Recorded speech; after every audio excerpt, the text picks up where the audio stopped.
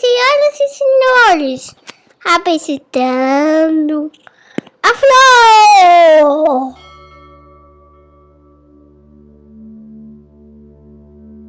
Olá, eu sou Júlio Pompeu e este aqui é o episódio número 35 do Filô. No episódio anterior, nós ainda falávamos dos guardiões, do quanto eles devem ser comedidos, pobres mesmo em termos financeiros, não são pessoas que devam levar a vida em razão das riquezas, da fortuna, até porque isso pode torná-los em demasia cobiçosos daquilo que é dos outros, podem tentar desequilibrar a cidade usando a força que tem, o poder que tem para poder terem lucros. E que, na verdade, o que deveria servir para eles como valor é o ouro de seu espírito. Deveriam ser espíritos de ouro os guerreiros. Mas aí uma pergunta é feita a Sócrates.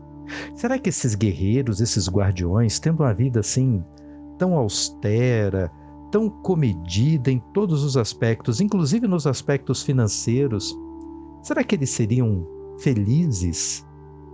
Ou essa austeridade toda lhe geraria uma vida tremendamente infeliz? Olha, eu acho que esse é o tipo de pergunta que a gente pode fazer para qualquer um que leve, seja lá por que motivo for, uma vida austera, uma vida de privações. Acontece com religiosos, acontece às vezes com professores. Ganham tão mal, mas ao mesmo tempo, será que eles conseguem ser felizes, se contentar só com a alegria de fazer aquilo que gosta, com a certeza íntima de que aquilo que faz é bom para a sociedade, é bom para as pessoas que se submetem ao seu trabalho, ainda que as pessoas não reconheçam? Será que isso garante? Só isso, essa certeza íntima, é capaz de garantir a felicidade? Pois é a partir daí que no capítulo 4 da República, Platão começa a discutir a felicidade. Ele tem certeza de que nessa cidade ideal, em que as pessoas foram educadas para atribuir mais valor às coisas do espírito do que às coisas da matéria, atribuir mais valor ao caráter, a quem se é, do que àquilo que se tem, só isso já seria um grande garantidor de uma felicidade para todos. Agora, essa felicidade, ela só poderia ser perturbada se o princípio primeiro de organização dessa cidade fosse violado. Aquilo que foi discutido lá atrás, no comecinho do diálogo, em que ele diz o seguinte: olha, nessa cidade, cada um faz uma única atividade, cada um contribui única e exclusivamente ao seu modo, e por isso trabalha para ser excelente naquilo que faz. Então, nessa cidade, o professor só ensina, e só ensina a sua matéria. O ferreiro só trabalha com ferragens, com as forjas e mais nada. O padeiro só se dedica a fazer pães. Ninguém aqui tem dupla jornada, ninguém aqui se mete na área do outro, e cada um trabalha para a excelência da sua atividade. Quando essa vida nessa cidade, em cada um trabalha na sua caixinha, quando alguém começa a querer sair da sua caixinha, aí é que as coisas começam a ficar perturbadas na cidade. É quando um começa a se meter no trabalho do outro, é que as coisas ficam tremendamente perturbadas.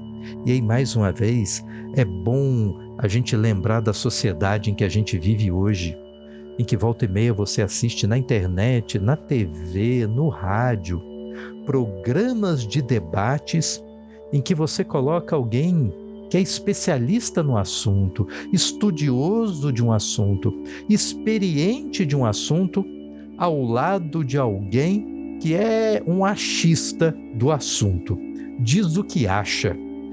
E as opiniões dos dois são colocadas exatamente do mesmo nível. Isso, para Platão, é um exemplo de tristeza. Isso é um princípio de entristecimento da cidade. é quando as pessoas já não levam mais a vida justa, entendendo aqui justiça como justeza, cada um no seu quadrado, cada um na sua área, cada um lutando pela sua própria excelência. E aí ele vai falar um pouco dessa felicidade da cidade, em que cada um faz o seu papel, cada um faz a sua tarefa, ao mesmo tempo com a felicidade do homem. E vai discutir isso a partir de virtudes. Como pode ser infeliz uma vida que as pessoas são virtuosas? E virtuosas porque foram educadas para a virtude, educadas para poder levar uma vida com sabedoria, com coragem, com temperança e com justiça. Platão vai listar essas 4 virtudes. 4 virtudes que tempos depois Santo Anselmo vai chamar de virtudes cardinais, como se houvesse uma bússola moral nos guiando, e os pontos cardinais, o norte, o sul, o leste e o oeste da nossa bússola moral, fossem essas 4 virtudes: a sabedoria, a coragem, a temperança e a justiça.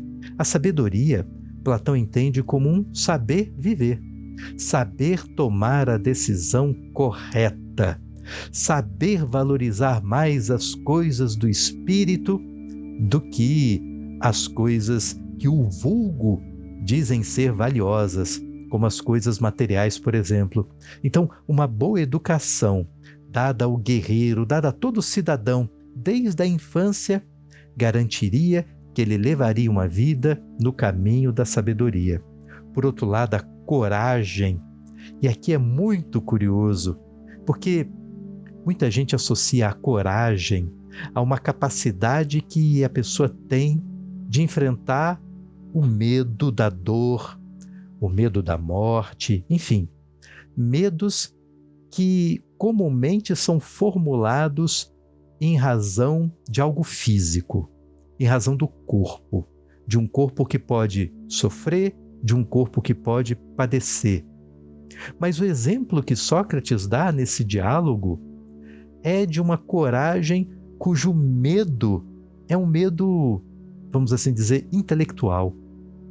Tem que ser corajoso para defender a verdade, aquela mesma verdade cujo ensino dela garante que a pessoa seja sábia, porque saberá tomar boas decisões na vida, porque não lhe terá sido ensinadas nem coisas mentirosas, nem mesmo atitudes ruins como a de mentir.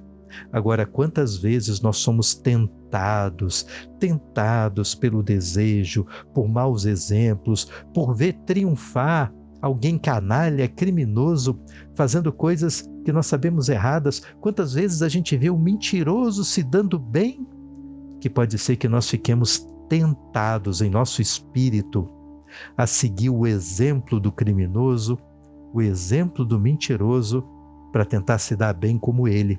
E aí, para resistir à sedução da vida fácil, é preciso ter coragem. Coragem para se manter firme nos seus princípios, coragem para se manter firme nos seus valores. Olha, esse é um lado, é um aspecto da coragem tão importante, tão necessário, mas que dificilmente a gente fala dele, né? A coragem intelectual, a coragem de assumir posições ponderadas, não de qualquer jeito, não a coragem de sair por aí falando pataquadas que lhe vem à cabeça, dizendo qualquer coisa que lhe ocorra, sem o mínimo de reflexão, sem o mínimo de ponderação, sem o mínimo de preocupação, se isso que se vai falar é de fato bom para todos, bom para a sociedade, bom para quem ouve, ou se é só bom para você, ou se é bom só para quem fala. Não é preciso ter muita coragem para ser truculento, para ser violento, ou para simplesmente gritar com os outros o que pensa, mas precisa ter muita coragem para se manter fiel às suas ideias verdadeiras, coerentes, plausíveis, diante do risco que é, por incapacidade das pessoas de compreenderem essa ideia, de compreender a verdade, de reconhecer as virtudes, de reconhecer a justiça, de lutarem contra ela.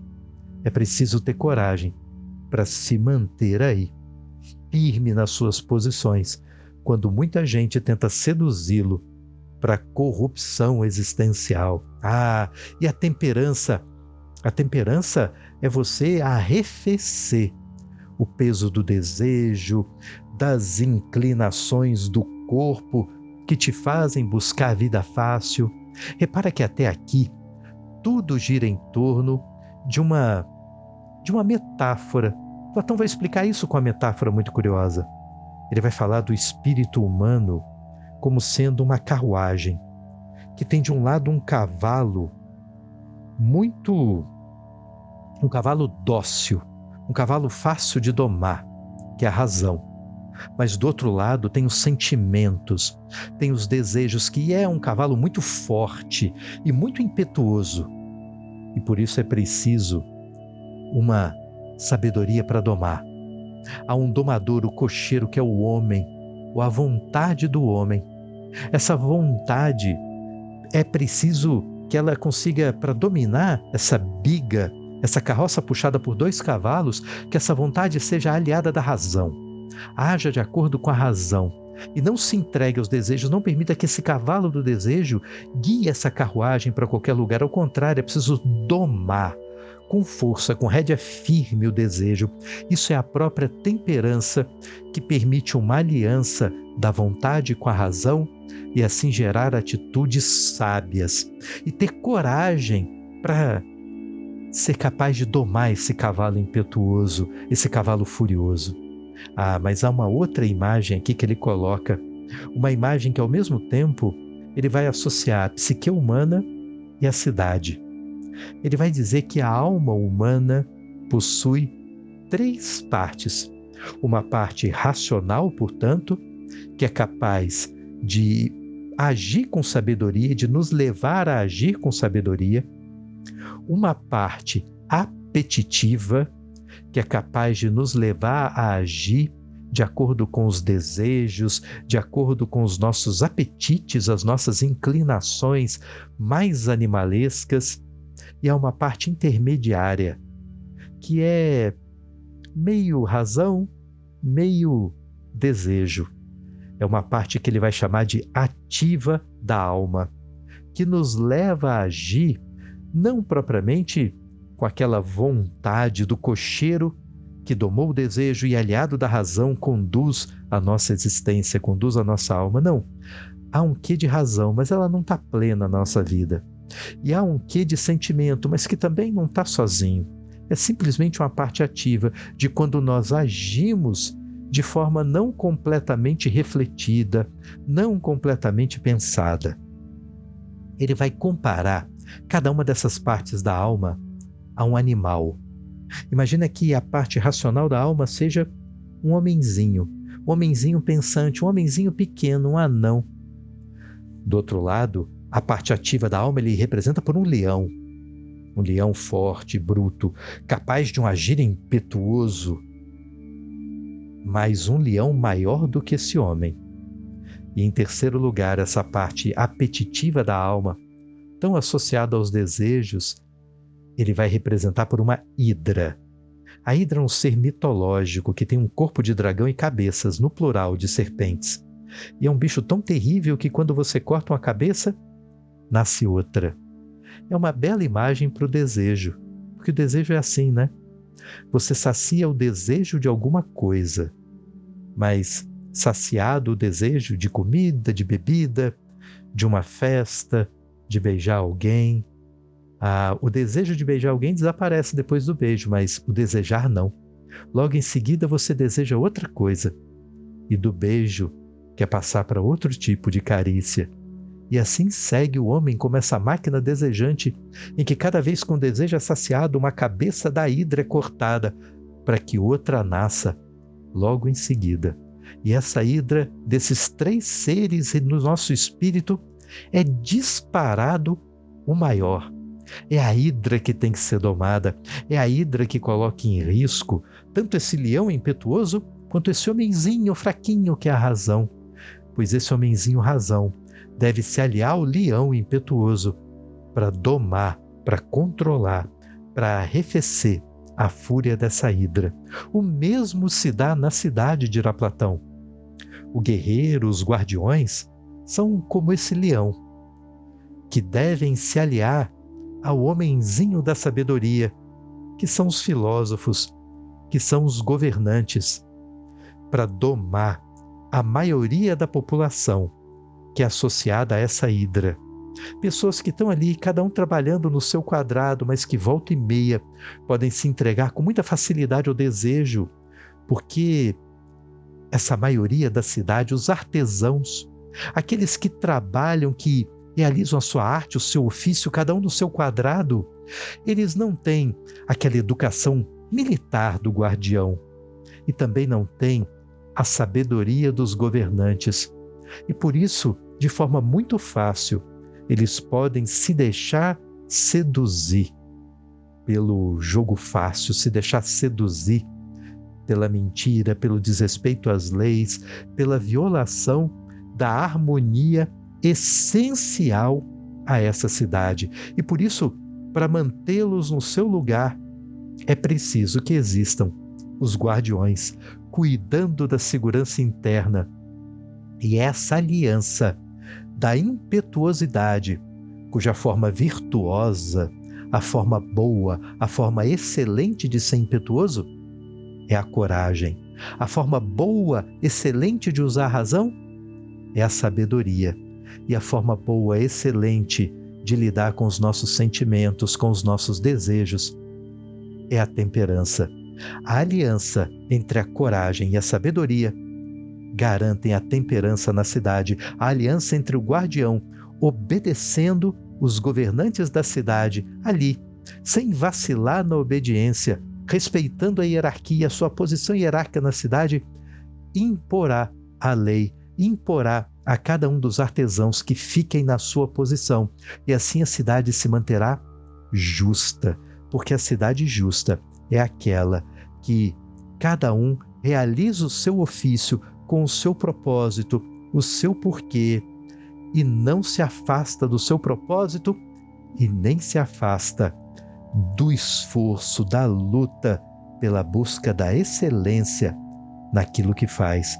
Porque a cidade não só será justa se cada um fizer o que faz, mas se cada um fizer o que faz bem, aí a cidade, além de justa, será bela e boa, porque a cada um que nós demandarmos um serviço, aquilo que nos falta para que a vida seja boa, o que esse profissional, o que esse artesão terá a nos entregar, será algo bom, porque feito com excelência.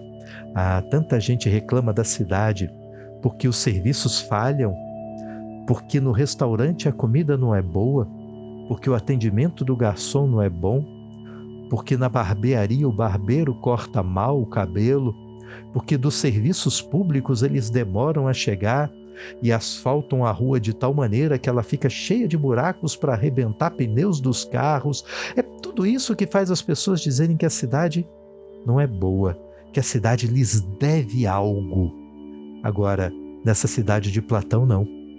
Cada um se dedica única e exclusivamente ao seu ofício e por isso o faz bem, e por isso entrega bem, e por isso a cidade é boa, bela, e cada um satisfeito e respeitado na sua posição, porque nessa cidade também ideal as pessoas serão educadas não só para fazerem bem a sua parte, mas para respeitarem os outros que se esforçam por fazer bem também a sua parte, de tal forma que se outro tem vida diferente da sua e tem algo que parece ser melhor do que o seu, isso não deveria atrair ninguém para corrupção, para corromper essa ordem da cidade, para corromper essa organização justa, para que seduza para sair do seu justo lugar e queira agir injustamente num papel para o qual não foi preparado, para o qual não se tem excelência, para o qual não pode entregar algo que seja bom, para que a pessoa se contente e possa ser feliz com aquilo que você entrega. Não é assim que funciona. E olha o quanto na nossa vida, o quanto nós somos convidados a viver uma vida que a gente não quer viver, porque nós temos uma ordem econômica em que ela diz o que vale e o que não vale. E nós temos uma moral que reconhece o valor das pessoas por aquilo que materialmente elas conquistaram, e não o contrário. E, portanto, nós temos uma cidade com uma lógica econômica que não convida as pessoas a realizarem a sua excelência, aquilo que nasceram para fazer, aquilo que elas sabem fazer bem, aquilo que elas gostam de fazer, que elas têm tesão de fazer. Não. Quantas pessoas são desviadas da sua inclinação natural, do seu talento, do seu chamado, só porque a cidade não dá muita trela para isso que ela tem a entregar para os outros. E por isso, esse sim será um cidadão triste, mais triste que o guerreiro, que tem vida austera, porque pior do que uma vida austera é quando você leva a vida que você parece não ter sido feito para levar, em que você leva uma vida desencaixada do mundo, porque você está desencaixado de você mesmo.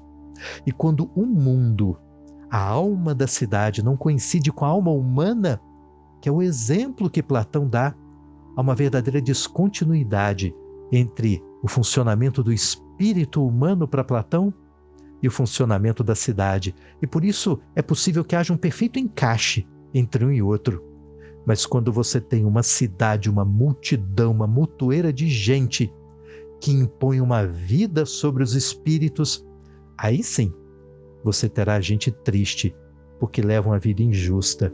Injusta porque desencaixada daquilo que nasceu para fazer. Injusta porque sem lugar na existência.